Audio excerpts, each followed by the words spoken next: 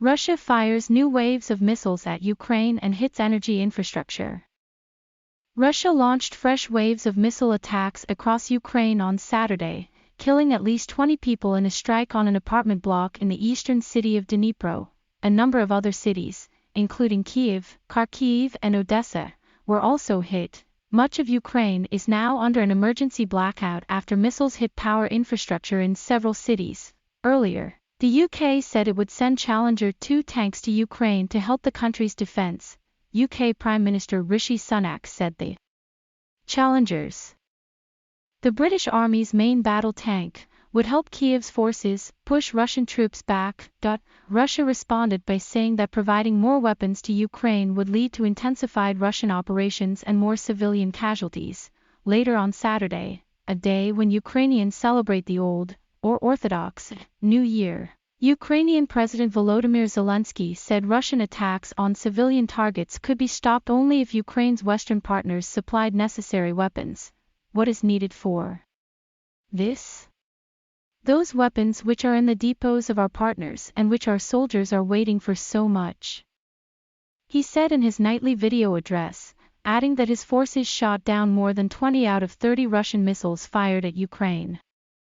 The devastating strike in Dnipro hit the entrance of a 9-story building, turning several floors into smoldering rubble, and leaving 73 injured, including 14 children, Ukrainian officials said, in what is likely to be the worst attack in months. A sizable crowd gathered to watch the rescue effort at the site of the strike, while others joined rescue workers in a desperate search for survivors. There were urgent calls, human chains of volunteers clearing rubble and torch beams piercing thick clouds of dust and smoke. In his address, Mr. Zelensky said debris clearance in Dnipro would continue all night. We are fighting for every person, every life. So far, 38 people have been rescued from the building, including 6 children, officials say.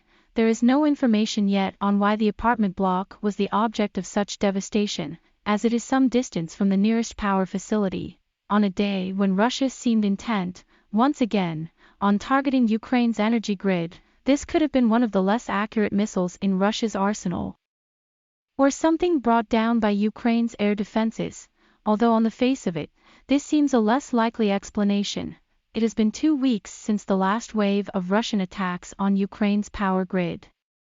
Mr. Zelensky said of the energy infrastructure facilities hit on Saturday that the most difficult situation was in the Kharkiv and Kyiv regions.